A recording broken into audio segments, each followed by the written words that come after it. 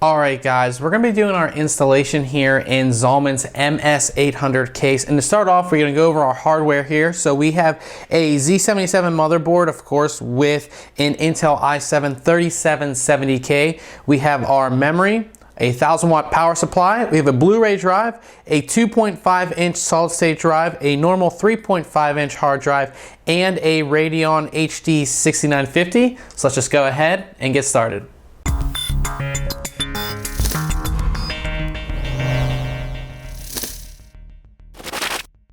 So our first order of business is installing our motherboard. Now, Zalman does include all your standoffs, and these four, the two right here and these two, are pre-installed, but the other ones are not. So you're gonna have to do that yourself. They do not include a standoff tool either, which I would have liked to have seen. Another thing is you're probably gonna wanna route your cables here for your fans up behind like I have. But let's just go ahead and take our motherboard here, and we can go ahead and get it in nice and easy here. And looking at it, looking at all of the holes here, all of the holes line up perfectly. Now, we've had cases in the past where the holes don't line up and you kind of have to hold the motherboard over and mess with it. These line up completely perfect, so we're gonna go ahead and secure them with screws and move on to the next step. Hard drive installation is a little different than most cases. You know, we have all these bays here and they actually have trays inside. We need to take those trays out. You can either do one of two things. You can take them out through the front of the case, or you can take them out through the back. Zalman says you really should take them out through the front, so we're gonna go ahead and do that. So what you need to do first is you need to unlock where the trays are gonna be. So we'll go ahead and unlock them. And there are actually screws on the opposite side, which I've already taken out. So we have our two trays unlocked, and then we'll move around here to the front, and we'll go ahead and we should be able to pull these straight out.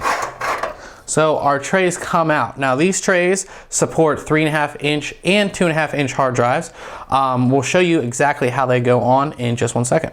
Hard drive installation is pretty easy on these trays. Now these trays have a ton of holes for a ton of different things, but if you flip them over to the back here, they're actually nicely labeled, as you can see there. So, they're labeled for 3.5-inch hard drives and 2.5-inch hard drives. So for a 3.5, which I'll pick up here, it will go in like so.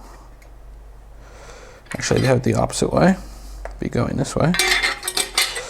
And what will happen is you can see our four holes line up just like that, and of course you would secure it with screws. Now onto a 2.5-inch drive, it is the exact same thing. Try to find our holes here. Where are they at? There we go.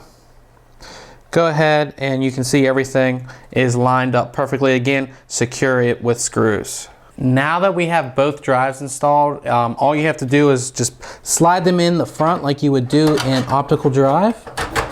And they should slide in, and you just move them back. Same thing with our second drive right here. Put it in there and of course slide it back. And again, you're gonna lock these into place with the toolless locking system. Optical drive installation is much like your hard drive installation, except for you're gonna skip the first couple parts and just go right to putting it in. So you wanna remove your bezel cover here, and you want to remove the locking system as well on the side. So we'll go ahead and take that out. Oops.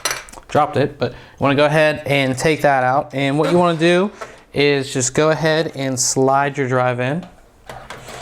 And you want to make sure there are some cables back here, so you want to make sure those are all out of the way so you can slide your drive back and get it pretty much flush with the front of the case. And then on the side here, I'll show you how easy this toolless locking system is.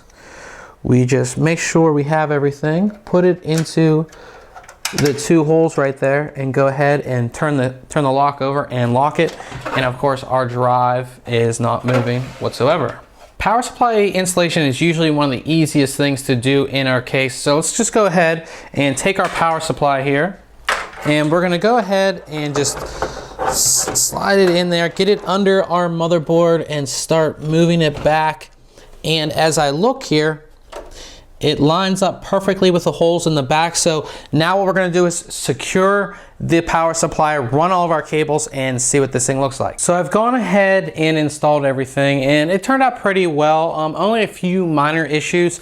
All of the cable routing on this side of the case was really easy. Getting everything in was easy. Of course, we did install our video card, and we put the retention bracket back in, so you know our video card is not going to droop down or anything like that. Now on the opposite side of the case, wait, flip this around here. Now you can see we do have a very large cable mess, a ton of cables over here. Now I did try and use the included zip ties. A lot of them did break because we do have a lot of cables here. I would have liked to have seen, you know, the little spaces to tie your zip ties down over here as well, because I would have liked to have been able to move these cables over a little bit more and then tie them down, just so there's not a huge mess right here. This huge mess makes it so you really cannot put the backside panel of the case on. Now I was able to put it on and get it closed, but there was a big hump in the back of my side panel, which of course is not that great. So you really want to think about how you're going to route everything. I honestly would have liked to have just seen this back channel go across the entire back part of the case. It would have made things so much easier. I really don't think you need the extra room on this side of the case, or they could have made the case just a little bit thicker, which would have been fine as well. So that's basically it. Let's go ahead and flip back around here. You know, that is basically it for our installation here on Zalman's MS800 case. Now, if you have any questions or anything like that, go ahead and leave them in the comments below. And remember, guys, if you like our videos, why don't you subscribe?